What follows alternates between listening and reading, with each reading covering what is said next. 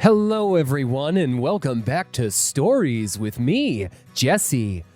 Today's stories come from the hardworking and oh-so-friendly baristas, hosts, and waiters from Reddit/talesfromyourserver. Let me know what you think of these stories in the comments as well as any suggestions you might have that I may just feature in a future video. Forgot your wallet at home? Leave your children as collateral because we're getting started now. Our first story is titled, "The Most Complicated Water Order I've Ever Witnessed." Hello all! Here's a story from a time long before the coronavirus scare. I worked briefly at a cafe. At this cafe, there was a regular couple who would come in every other day. We'll call them the Ronsons.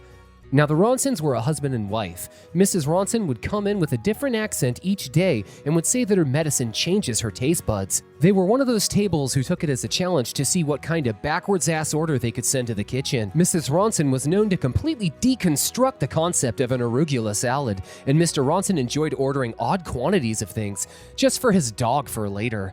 We were very lucky that they tipped okay if their demands were met, and they usually came in at a non-busy time, so the kitchen had to cater to their delicate palate. The most absurd thing I ever witnessed in my short serving career was Mrs. Ronson's water order. Now no ice? Got it. Lemon? Acceptable. A straw? All good. This goes well beyond that. Take a no-stem wine glass and hit it with the water on the espresso machine, dump out the water, take an ice cube and swirl it around several times and pitch it. Add a finishing splash of soda water, but not too much. Rinse it around, dry it out with a towel, and then fill it with regular water. She could apparently taste the difference if you did not follow her exact directions. She would need refills and would send the water back half the time. On what planet is this acceptable? I remember the directions for Mrs. Ronson's water years after working at this cafe. I wanted to share to see if this is more common than I think. The complicated water people I've encountered have easily been the most narcissistic and neurotic bunch of people. Any other experiences with something like this? Let me think about that for a second. No. I mean, while it would be pretty cool to see one of those ninja cooks at Benihana's whip up a cup of water this way, I think this kind of grossly elaborate form of agua preparation is specifically requested just to see if it'll break your server's psyche.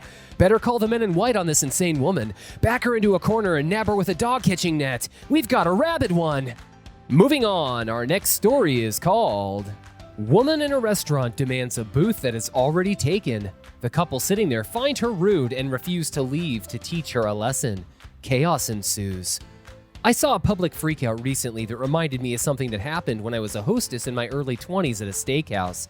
A family of 4 came in, and when I sat them, the mom, I'll call her Karen, wanted to move to an area where no tables were open. I told her she could wait back up front and we'd seat her when one of the tables opened. She insisted on standing right by the bus station so she had a view of the people sitting in her desired area. The 4 of them were in the way of guests and servers, but Karen did not notice. She was too busy staring daggers at people eating.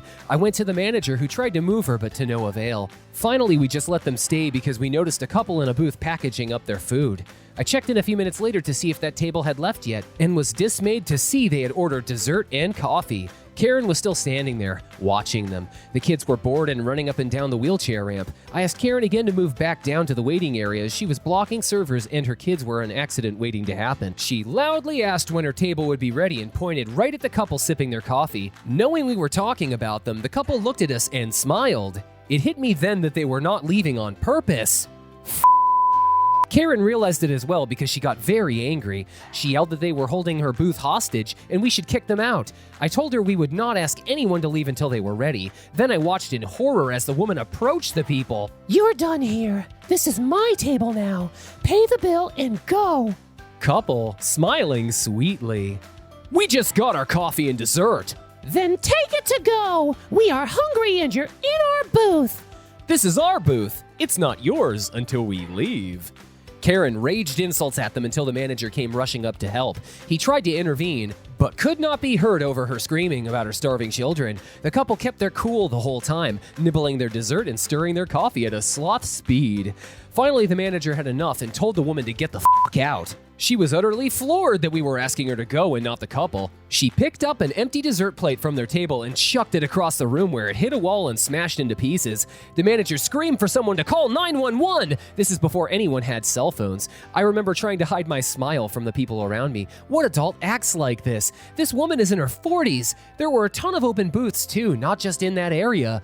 Karen's husband appeared, grabbed her by the sleeve, and started pulling. She let him lead her towards the front door as she continued to yell insults at us. She called the manager a loser and mocked his career choice. She told me I was a plain nothing going nowhere and f***ing worthless. And when they'd gone, I went into the back for a while to hide. I needed to get away from people. When I returned, the server of the couple ran up to me. That couple left, but they wanted to talk to you. They felt so bad about how that woman acted. They saw her watching them and she was being so rude. They decided to take their time to mess with her. They didn't think she'd do that. They waited a few minutes to talk to you, but they thought you went home and asked me to give you this as an apology. He handed me a $100 bill. It was a shitty night, but it kind of made me feel better. It's not every day a customer acknowledges when they've made your life miserable. Thankfully, Karen was never seen again. There's simply too many Karens out there, and while we'll never be able to round them all up and push them over a jagged peak, we could honestly learn a thing or two from this customer. It's okay to have a favorite seat, but you ain't gonna get what you want by scowling and breathing over people who beat you to the punch. Shut the f*** up and take your kids through a drive-thru so onlookers can catch a glimpse at your ugly, pointing and taking photos instead of having to see you so close up. Our final story is titled, No Bottled Water for You. There have been so many COVID-19 stories recently, and my heart truly goes out to those in the service industry that are struggling and unsure of the near and extended future. It's scary and everyone is vulnerable. It really amazes me that there are still people who come in with their antics and add on to the stress. It really speaks volumes. I wanted to share a story of my most petty moment I had as a server, for the hope that I can at least give someone validation in this tough time. I served for 12 years after this incident. That being said, this happened when I had only served for a few months, so I was a server baby. Still, I don't feel bad about it. I worked at a chain restaurant, logo was a pepper, in a very nice California city. During the closing lunch shift, one guy got sat in my section, waiting for someone to join him. Totally nice, polite, no problem. Other guy finally shows up, story changes. I'm assuming you don't have bottled water. We have bottled water, we also have seltzer water. Did I say anything about carbonated water? I don't drink tap water. I don't drink anything with chemicals. Okay, so would you like swish his paperwork in my face?